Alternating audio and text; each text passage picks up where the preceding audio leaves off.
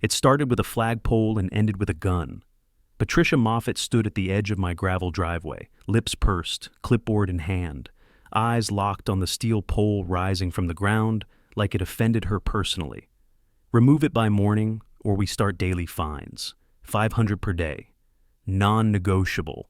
Behind me, my niece shifted her stance, silent and calm. I could feel the weight of the moment in her posture. Patricia didn't know who she was talking to, and she definitely didn't know who she'd just threatened. "This property isn't under your jurisdiction," I said. "That flagpole's not coming down." Patricia scoffed. "Every lot in Lake Dyer Reserve is subject to HOA regulation. Except this one. Grandfathered boundary, 1991. Read your maps." And she had no idea. The niece she just pointed a gun at was the county sheriff. If you've ever felt that surge of power when standing up to bullies, hit subscribe now. This showdown is about to become a masterclass in fighting back. Her fingers twitched on her clipboard. A beat too long passed before she could respond. You can't just ignore the rules. You can't enforce what doesn't apply. I stepped forward, closing the distance just enough for her to feel the shift. And I'm not ignoring anything. I'm documenting everything. I'm Daniel Rourke, licensed land surveyor, GIS analyst. I map where people think borders are, and where they really are. I've testified in court, drawn lines across disputed highways, and corrected legal maps in 4 states. But none of that mattered the day my brother died. This house, this lot. He left it to me for one reason, so his daughter would always have a place that couldn't be taken. When Lila moved in, she brought more than her badge. She brought everything left of him, his uniforms, his medals, his silence, and that flagpole. He welded it himself, post-surgery, when he could barely lift his arm. You don't just pull something like that out of the ground because a clipboard says it clashes with the visual theme of the neighborhood. That flagpole is his memory made metal. It's every unfinished conversation, every unspoken goodbye, planted into the soil like a second grave. And Patricia wants it gone. Where are you watching from? Because here in Lake Dyer Reserve, HOA, Karen pointed a gun at my niece for refusing their HOA, without realizing she was the county sheriff. And this was just the beginning. People like Patricia operate on fear. They count on silence. They believe the rules are theirs to interpret and enforce. No questions asked. But that only works if no one pushes back. I'm not most people. That bench under the willow tree, the one her board cited as unregistered landscape furniture, my brother carved that stone with one good hand and half a spine left. It's not decor. It's proof he was here. Proof that something honest and painful and earned happened on this land. And no HOA checklist gets to erase that. Lila didn't speak when Patricia made her threat.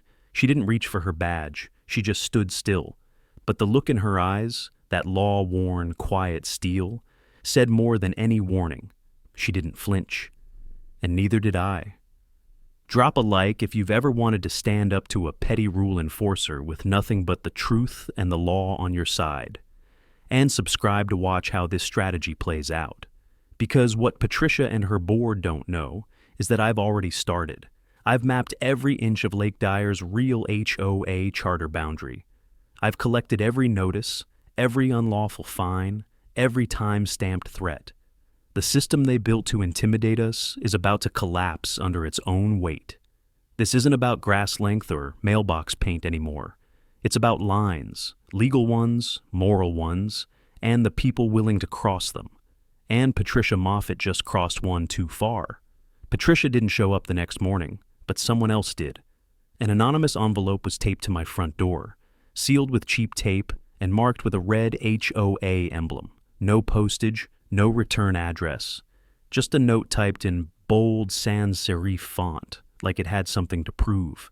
Unauthorized modifications to landscape and structural features.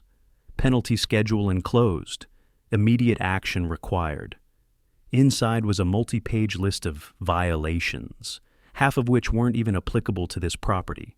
Wrong mailbox shape, prohibited gravel texture, non-regulation flagpole height, unauthorized permanent furniture, they meant the bench, no record of approved residency for new occupant.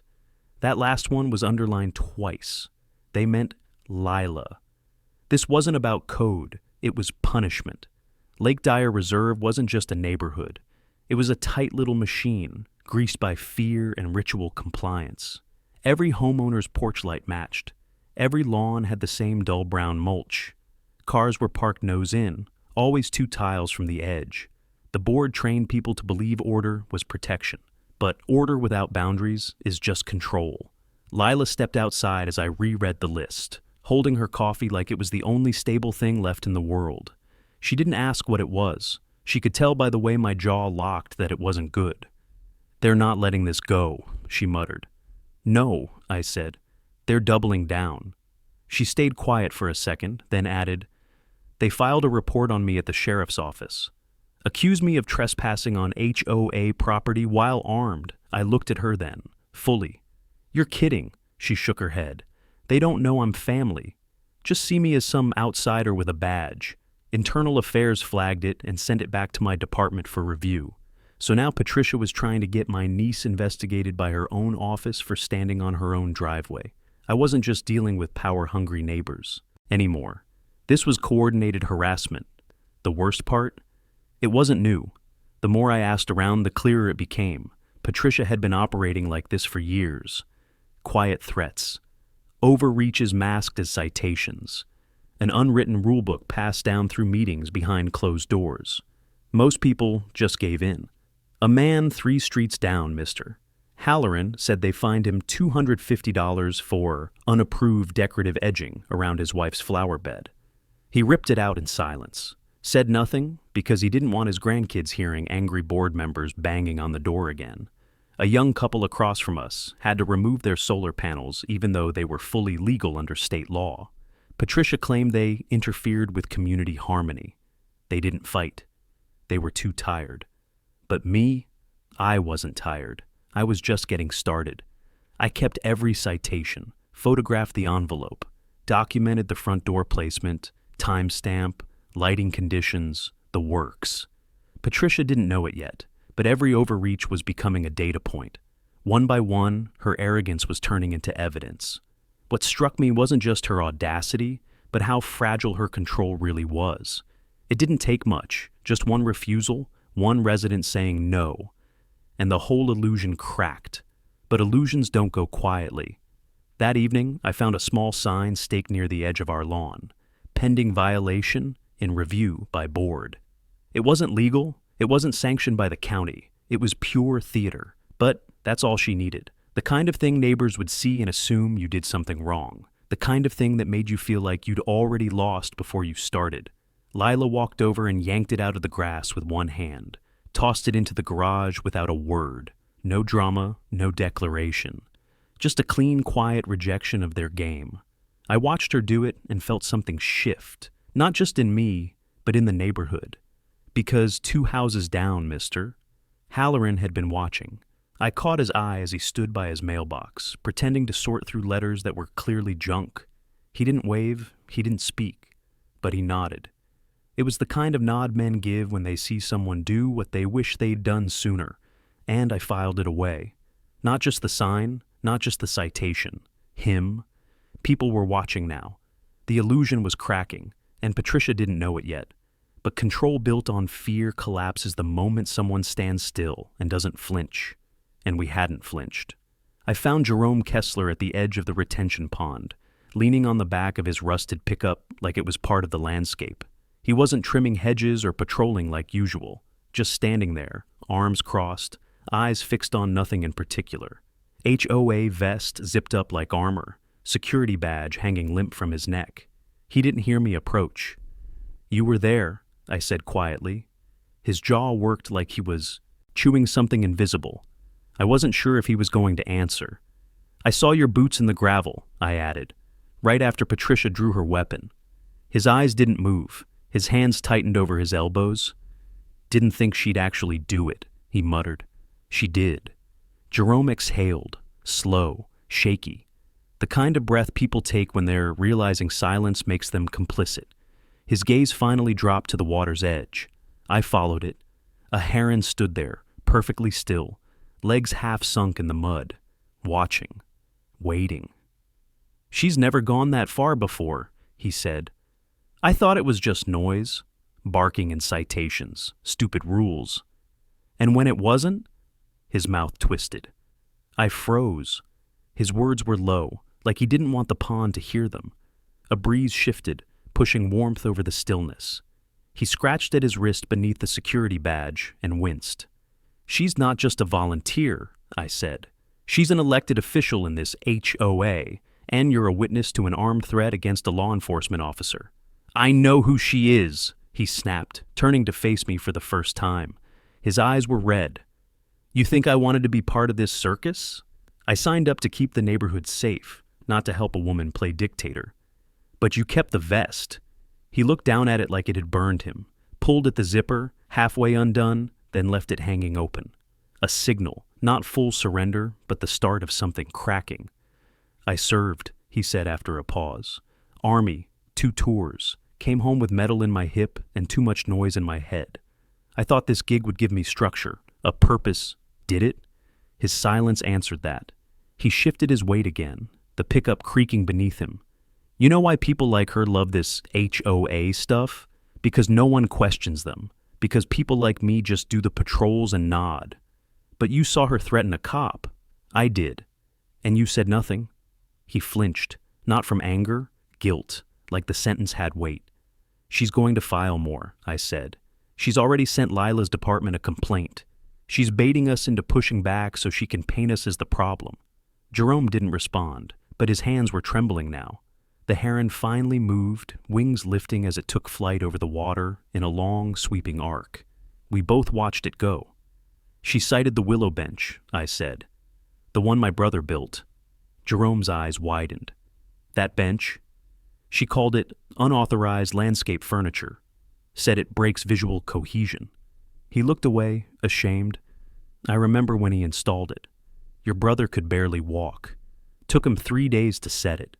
Said it helped him sleep to work with stone. He carved his initials underneath. It's the last thing he made before the cancer took his hands." Jerome's throat bobbed. He pushed off the truck and took a shaky. Stepped forward, then stopped like his knees had forgotten how to move. "You're not going to let her take it, are you?" "No," I said. "I'm not." He nodded, once, not to me, to himself. Then, quieter. "If I give a statement, off the record, what happens to me?" "That depends," I said. "But if you stay silent, Patricia walks away with her power intact, and you stay the guy who froze when it counted." He didn't respond, but he didn't walk away either. I left him standing by the pond, vest still half-zipped, hands still shaking. And as I walked home, I knew this part mattered more than any map or citation, because fear breaks in stages. And Jerome Kessler had just taken his first step. The next letter didn't come with a fine. It came with a threat. Failure to comply with HOA mediation procedures may result in legal action and property liens. This time it was mailed, postmarked, stamped, and printed on official letterhead, with Patricia Moffat's signature at the bottom. It wasn't just about the flagpole anymore. She had folded everything, Lila's presence, the bench under the willow, and now a newly fabricated drainage issue, into one sweeping violation packet. They weren't citing me. They were building a case. Lila stood at the kitchen counter, arms folded across her chest, her badge tucked out of sight. "You're on their radar now," she said. "They're not just pushing back. They're escalating. I know." I held the envelope like it might catch fire in my hands. "She's trying to provoke something official, to make this look like I'm the one stirring trouble. She's baiting you into non-compliance. She's not going to get it." But inside, I felt the edge of something sharper. Patricia wasn't stupid. She was strategic. She knew how to bury residents under procedural mud, to choke resistance with a smile and a stamped letter. And most of the neighborhood would look away, call it just another complaint, and move on. That was her game, fatigue. But I'd spent years fighting worse terrain, government red tape, misfiled boundaries, legal loopholes that cost counties millions. I'd seen how people like Patricia weaponized rules to make power look like order. So I didn't shout. I didn't protest. I opened my laptop and filed for a public zoning map overlay with the county GIS office. Let her keep sending threats. I was going to bury her under facts. That afternoon, I saw her again, Patricia, standing outside the HOA office building, speaking with two other board members. One of them laughed. The other leaned in as she pointed toward our house. I didn't go over. I just watched. Watched the smug tilt of her mouth, the confident weight in her step. She wasn't afraid. Not yet. She still believed she could win this the old way. Later that night, I walked the edge of our property with my field notebook and a measuring wheel. I documented the exact setback distance from the flagpole to the nearest utility easement. Then I logged the bench location relative to the original landscaping codes published in 2002. Patricia had tried to modify those codes in 2021, but her changes hadn't passed county compliance. She'd been enforcing phantom rules for years. By morning, I'd compiled a file that would have made a junior city planner sweat. She wanted to escalate? Fine. I'd make her climb a legal mountain in flip-flops. Still, it didn't stop. The following day, she posted a printed memo on the HOA community board titled Ongoing Compliance Review, Parcel 29A. That was us. She listed supposed complaints: security disturbances, improper residency, exterior modifications without approval. Each item sounded clinical, measured, legal, but it wasn't. It was a quiet smear campaign meant to plant doubt in neighbors' minds, to suggest our house was becoming a problem. I stood in front of that board long enough to feel the stares. One neighbor hurried past. Another offered a hesitant glance before pretending to check their mailbox. No one said a word, but I knew what Patricia wanted: isolation, doubt, discredit through repetition. She thought she could break me down by making me feel alone. What she didn't know was I'd already started counting every citation, every step, every false claim. And the more she escalated, the more evidence she gave me. I passed Jerome on the sidewalk as I walked home. He gave a nod again, a tighter one this time.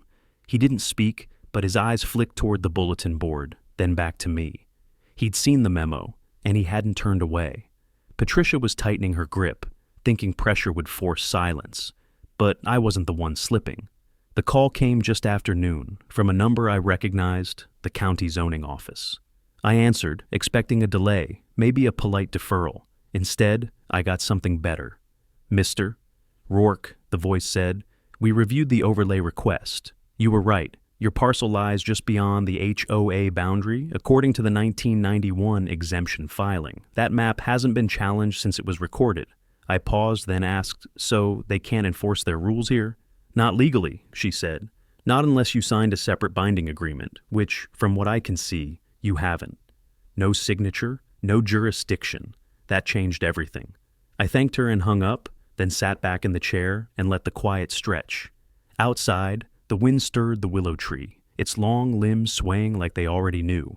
The exemption had always been there, hidden in plain sight, filed with the county years before my brother even moved in. The HOA had just ignored it, or hoped no one would ever look close enough. But I looked, and I found it.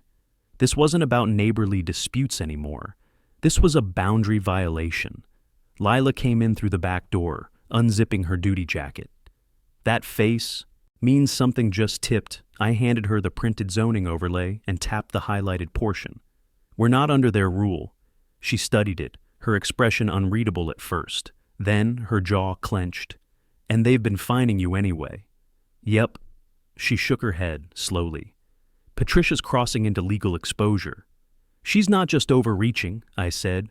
"She's trespassing. Every fine, every memo, every demand, it's all unlawful." I watched her absorb it, that quiet law enforcement mind of hers working in layers. Lila didn't react quickly. She reacted precisely. "This could mean more than a civil pushback," she said. "If they keep pressing, it could escalate into criminal territory. Harassment, misuse of authority, maybe even fraud if funds were collected illegally." I nodded. "But first, we get it documented." That night, I filed an official complaint with the county compliance office and attached the zoning confirmation. I included photos of every notice, every sign, every false claim. It wasn't just about stopping the fines. It was about pulling the curtain back, Patricia had built her empire on the assumption no one would challenge her authority. I just tore that foundation out from under her. But even with the truth on our side, I knew the next moves wouldn't be quiet. Patricia didn't back down. She retaliated. And sure enough, it didn't take long. 2 mornings later, Lila found a citation nailed to the tree itself. Nailed, not taped, not placed gently. Hammered into bark, metal through living wood. Violation, unauthorized permanent fixture. Bench must be removed within 48 hours. It wasn't a form, it wasn't even official. Just a single piece of paper with the HOA letterhead, photocopied crooked at the top, the rest typed in bold, and Patricia had signed it in pen. "I don't think this was approved by the board," Lila muttered, pulling the paper loose and inspecting the nail hole. "This wasn't protocol. This was personal. That was her mistake. She made it personal. And when people like Patricia act alone, they lose the protection of the structure they hide behind." I took a photo of the nail hole, the tree, the document, everything. Lila documented the incident separately. Conflict of interest or not, she had a duty to report signs of targeted harassment. She filed an internal memo with her department, recusing herself, but triggering a preliminary inquiry into possible misconduct by a community leader. Things were starting to move. We were no longer standing on contested land. We were defending sovereign ground. Later that day, I received an email from a zoning investigator. They'd approved a formal review of Lake Dyer Reserve's HOA charter to determine whether it had improperly expanded its enforcement zones. They used the word overreach, the same word I'd scribbled into my notebook on day 1. Patricia had spent years treating proximity like ownership. But the truth, borders matter, maps matter. And once you prove where the line is, everything on the other side becomes indefensible. The bench stayed exactly where it was. And now, the weight of law was leaning in our direction. By morning, the air had changed. Neighbors didn't wave anymore, they watched. Garage doors opened slower. Sidewalk chatter thinned out like fog under sun. Patricia hadn't said anything publicly since the zoning office launched their review, but her silence was louder than her memos ever were. That quiet, it wasn't peace, it was pressure. She was waiting for me to make the next move, but I already had. I just wasn't broadcasting it. The official zoning map was now on file with the county. Multiple parcels, mine included, had been flagged for jurisdictional review. That meant any fines issued in the past 6 months could be subject to reversal, refund, or legal scrutiny. Patricia was backed into a corner, and people like her lash out when cornered. It came to a head when Lila's name showed up on the neighborhood email thread. Someone anonymously forwarded it to us. Subject line, concerning conduct by unvetted residents. The body of the email listed fabricated incidents, suggesting Lila had intimidated board members, violated noise ordinances, and, most absurdly, carried a weapon during a non-designated visitor period. My niece, a decorated sheriff deputy, accused of weaponizing her presence. It wasn't subtle, it was slander. Lila stood in the doorway of my office, the email printed in her hand. "They want me gone, because you're the one thing they can't silence. They're painting me like a threat. You are." But not the way they think. She smiled, barely, then sat across from me. "I'm not backing down." "Good," I said, "because I need you more visible than ever." I explained what was coming next. With the zoning review in motion, the county was legally obligated to inspect not just the map, but the enforcement patterns. That meant looking into citations, fines, sign placements, complaint records, and the people who issued them. We weren't just pushing back now. We were inviting oversight. "This is bigger than us," I said.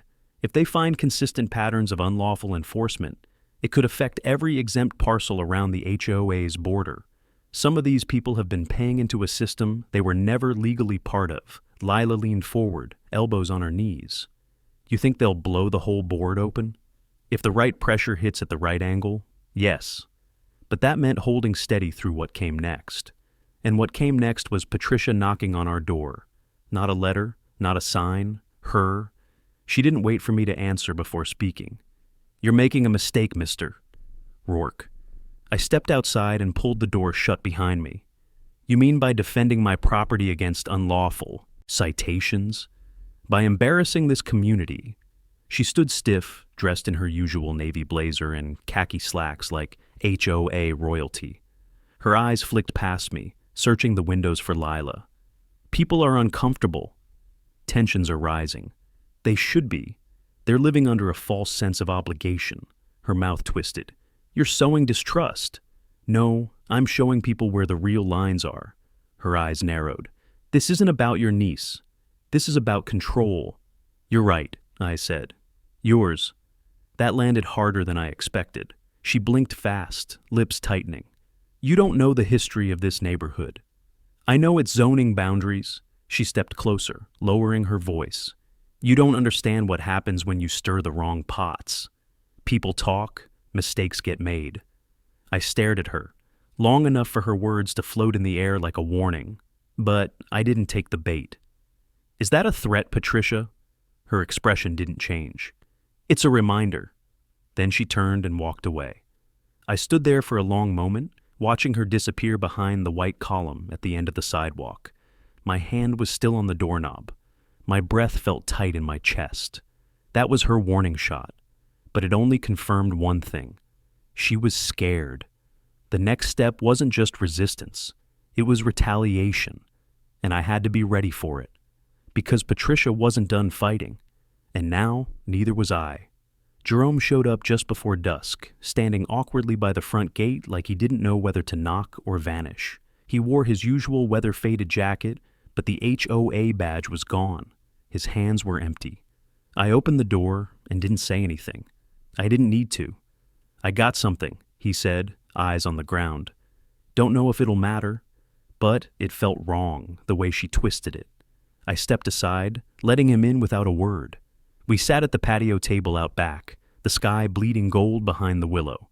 The wind was soft, and the bench sat quietly beneath the tree, untouched but not forgotten. Jerome pulled out a folded paper from his jacket pocket. She had me post this 2 months ago, said it was preemptive enforcement. That's not a thing, is it? I unfolded the paper and read the header, Community Warning Notice, Parcel 29A, dated before we ever received the first citation. She issued a violation before I'd even hung the flag. He nodded, shame threading through his face. She told me you'd added non-permitted structures.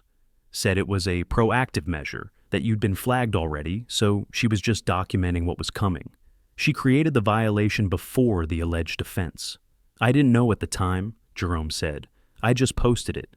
Then when it blew up, when the gun came out, he trailed off. His eyes flicked toward the tree. I started going back through my logs. I've got timestamps. She edited complaint files after the fact, changed the dates, added language that wasn't there before. I looked at him closely. You kept copies? I have backups. Old habit. Military taught me. Never trust the chain of command to stay clean. He paused, then leaned forward, voice low. I'll give them to you. All of it, I blinked, surprised by how fast it all came crashing down. Why now? He didn't answer right away. Instead, he nodded toward the bench. Your brother used to sit out here with a notebook. Said he was writing letters for Lila, things he wanted her to know. Don't think he ever mailed them? I felt something twist in my chest. Jerome swallowed hard.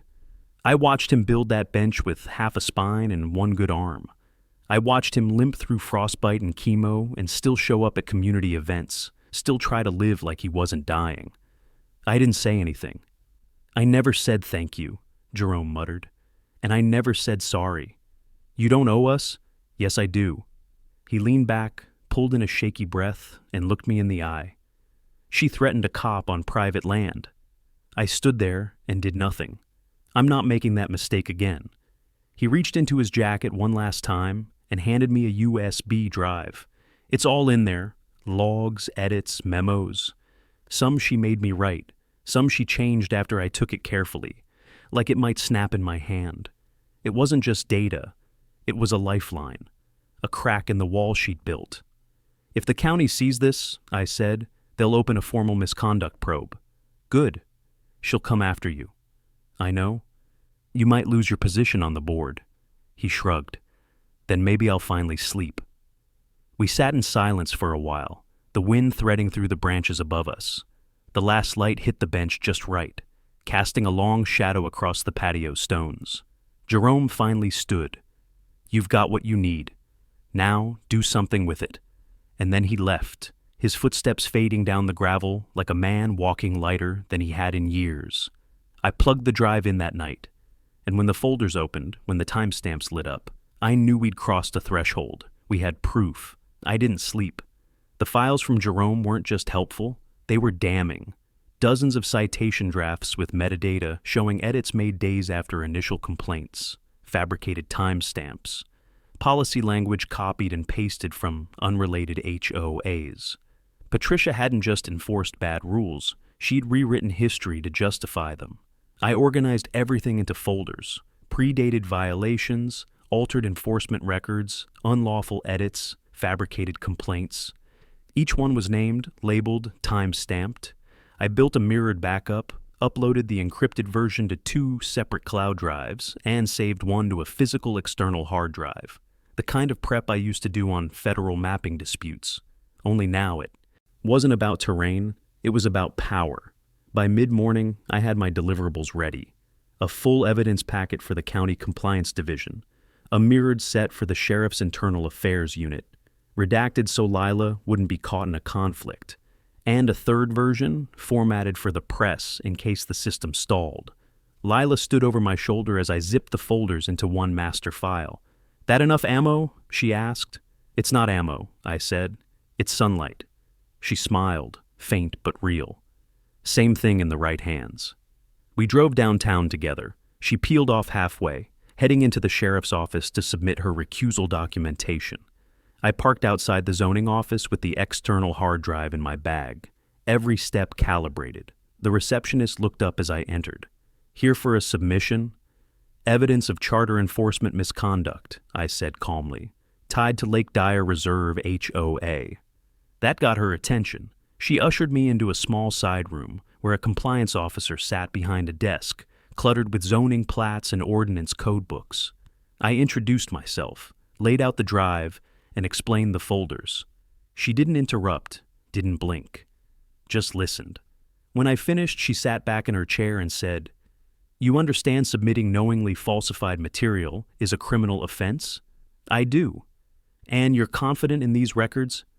They came from the board's own volunteer. The files contain embedded edit histories, user metadata, and video capture of Patricia dictating changes. She tapped the hard drive like it was a live device. "We'll begin our preliminary review immediately." "That's all I want," I said. "A review. An honest one." As I left, I caught a glimpse of my reflection in the lobby's glass door. I didn't look angry. I looked focused, anchored. The kind of man who doesn't bluff, the kind of man who knows where the lines are drawn. Back home, the silence felt different, not heavy, not waiting, ready. Lila returned an hour later, eyes sharper than before. I logged everything. They're opening a case file on the complaint letter Patricia filed.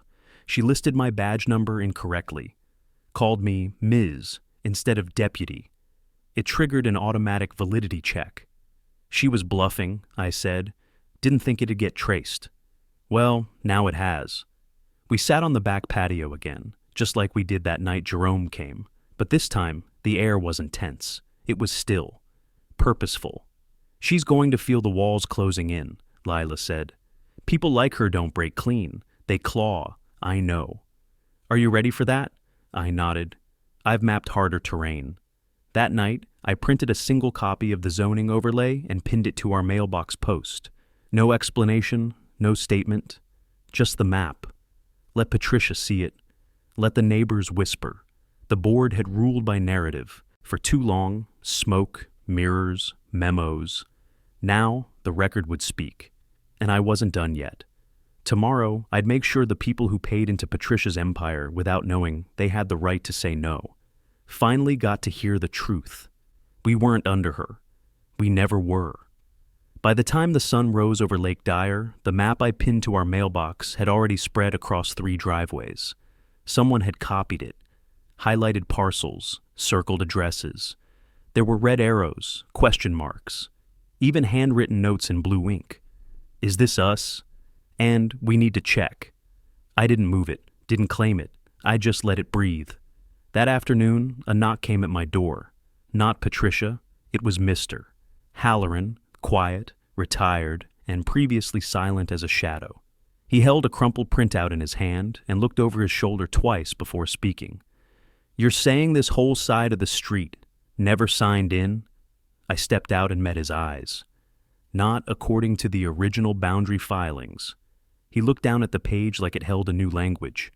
"They've been fining us for 10 years. I paid to repaint my fence because she said it violated color guidelines. That fence was approved by the last board. She can't enforce what doesn't apply." He didn't speak for a moment. Then he said, low and bitter, "We trusted her. You're not the only one." I told him what I'd submitted, told him the investigation had started. Then I handed him something else, a short document, pre-written, titled, "Request for Individual Property Compliance Review, County Zoning Exemption." All he had to do was sign and send it. He took it like it was a key. "Do you have more of these?" he asked. "I have 100. By nightfall, 33 were gone. That was the shift. Neighbors weren't hiding anymore. They were organizing. I didn't need to hold meetings. I didn't need to make speeches. All I had to do was show people where the lines were drawn, and the truth did the rest. Patricia noticed. She posted a bulletin by the clubhouse labeled, "Warning, misleading information circulating about HOA boundaries." It was 3 paragraphs of vague denials and thinly veiled threats. She didn't reference me by name, but the tone was unmistakable. It wasn't working anymore, because that night I received an anonymous email with an attachment, a full copy of the HOA's original Articles of Incorporation, filed incorrectly, wrong county clerk stamp, wrong subdivision reference number. I stared at it for a long time, cross-checked it with my zoning overlay, the county parcel log, the registrar's filings. It was real. The HOA charter Patricia was using to enforce compliance didn't match the actual filing for Lake Dyer Reserve. It had been copied from a neighboring development 20 years ago, with adjustments made in Word, but never legally updated or authenticated. That wasn't just misconduct. That was structural fraud. I traced the email to an IP just 1 street over. Someone inside the board sent it. I didn't reply. I didn't need to. Instead, I added it to the growing file, labeled it under Incorporation Irregularities, and flagged it for my zoning contact. Then I made one final move. The next morning, I walked to the community hall where the HOA board was scheduled to meet. The door was locked, but the bulletin board out front was open. Glass swing door, thumbtacks scattered in a plastic cup. I didn't sign it, didn't brand it, no commentary, just the facts. By noon, someone had taken a photo and posted it to the neighborhood group chat. By 3, it had reached the local HOA accountability forum online. And by sundown, Jerome called me with a single sentence. "You've got their attention now." I knew what that meant. Tomorrow would not be quiet, but it would be public, and Patricia wouldn't be able to bluff her way through what came next. Because now, I wasn't the one knocking on doors. The neighborhood was knocking back. The chairs were already half empty when I arrived at the community hall. It was supposed to be the monthly HOA meeting, but the usual line of compliant neighbors and clipboard loyalists hadn't shown up. The ones who did sit, scattered across the plastic folding chairs in stiff silence, holding printouts and maps like armor. I walked in without speaking, nodding once at Jerome, who stood by the coffee table, arms crossed, no badge in sight. Patricia wasn't at the front. That role had been claimed by Arlene Decker, the board's vice president, who looked visibly uncomfortable. She flipped pages in a binder while whispering urgently to the treasurer beside her. The projector screen behind them stayed dark. Lila slipped in quietly and stood in the back.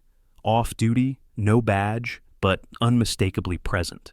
5 minutes passed, then 10, and finally Patricia Moffett entered. She moved with the kind of practiced calm that only made people more nervous. Her folder was pristine, her hair set into its usual tight knot. But her eyes scanned the room too fast. Her smile didn't land. She walked up to the front and stopped short when she saw the empty chair where the secretary usually sat. "Where's Greg?" she asked.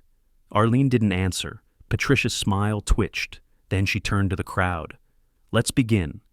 But no one moved. No call to order. No opening statement. just silence. Then a voice near the back. Are you going to address the zoning violations? All heads turned. Patricia blinked. Excuse me? The documents posted yesterday, another neighbor said. The ones about boundary exemptions. The county's reviewing them, right? I don't respond to misinformation, she snapped, a bit too loud. This board operates under the Articles of Incorporation filed with the county in 2003. Jerome stepped forward then, clear and calm. Actually, he said, the articles were filed under a mismatched subdivision code.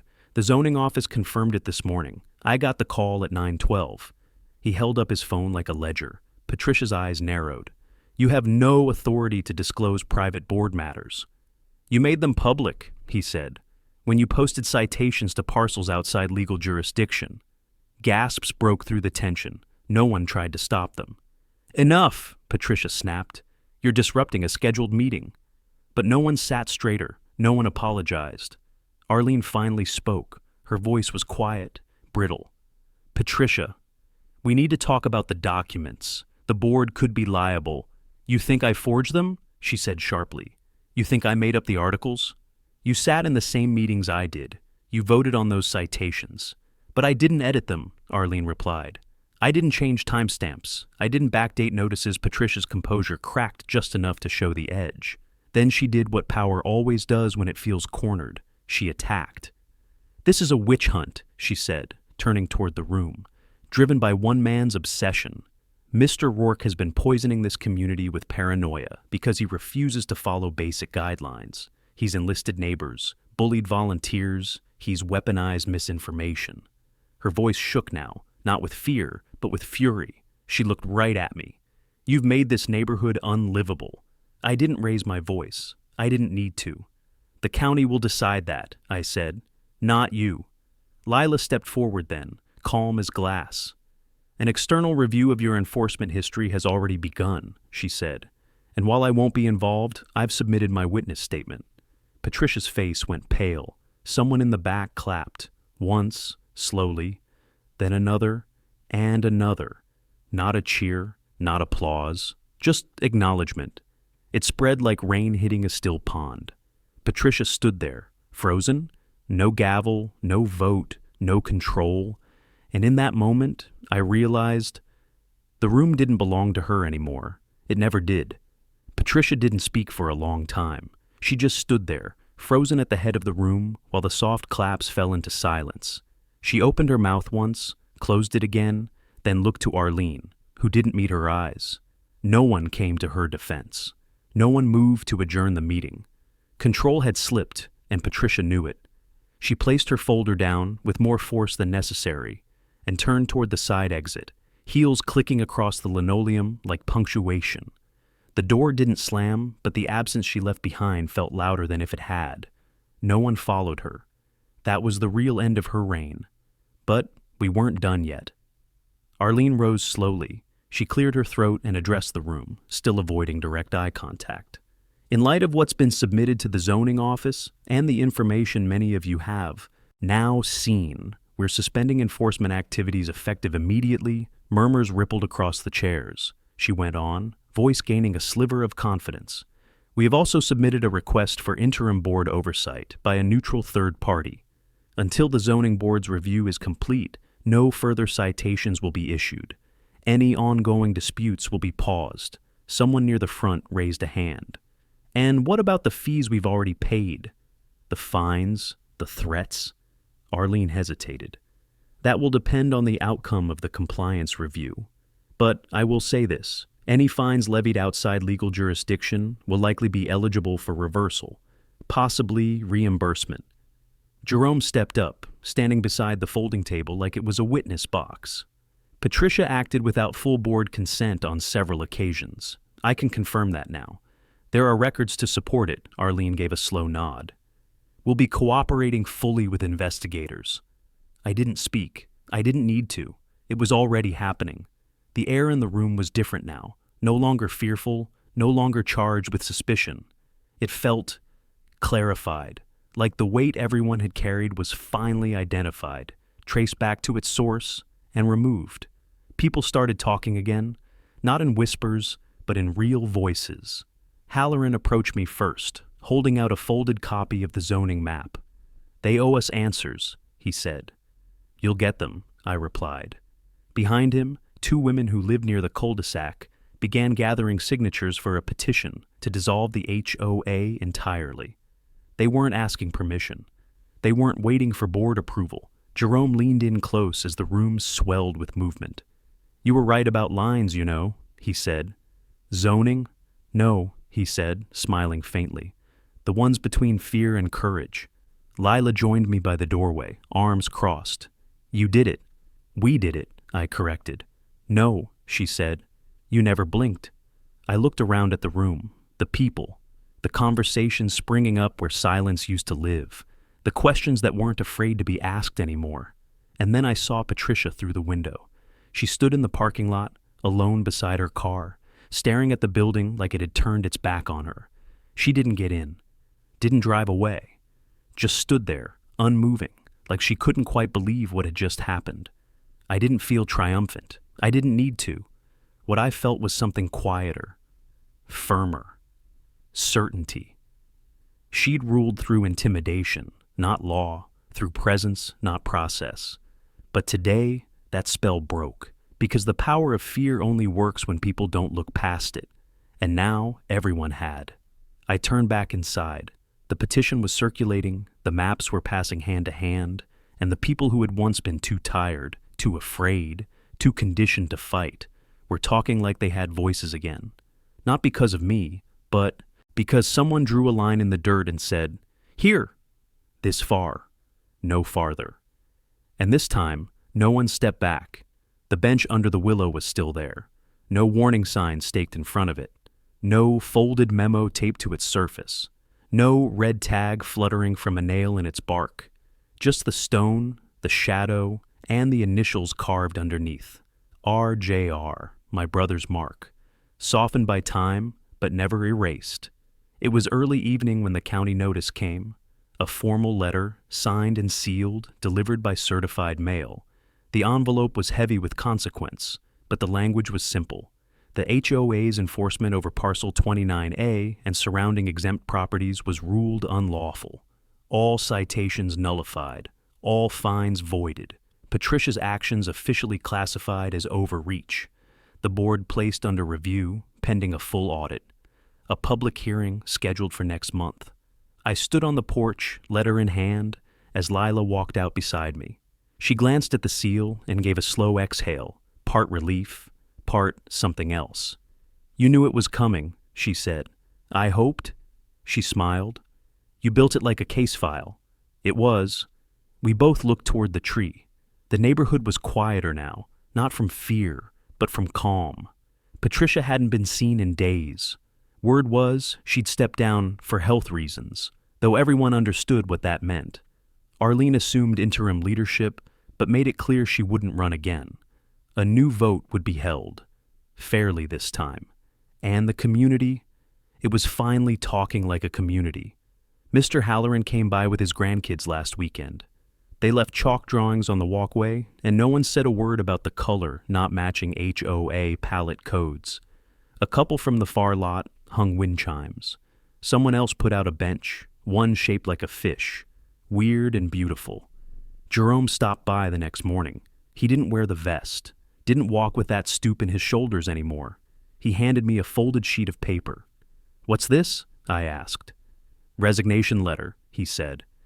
"Dated it the day Patricia pointed the gun. I just didn't have the spine to hand it in." "You do now." He nodded, then glanced toward the willow. "You keeping it?" I smiled. She tried to nail a citation to it. "Now, it's part of the record. It's not just a bench anymore. It's evidence." He chuckled.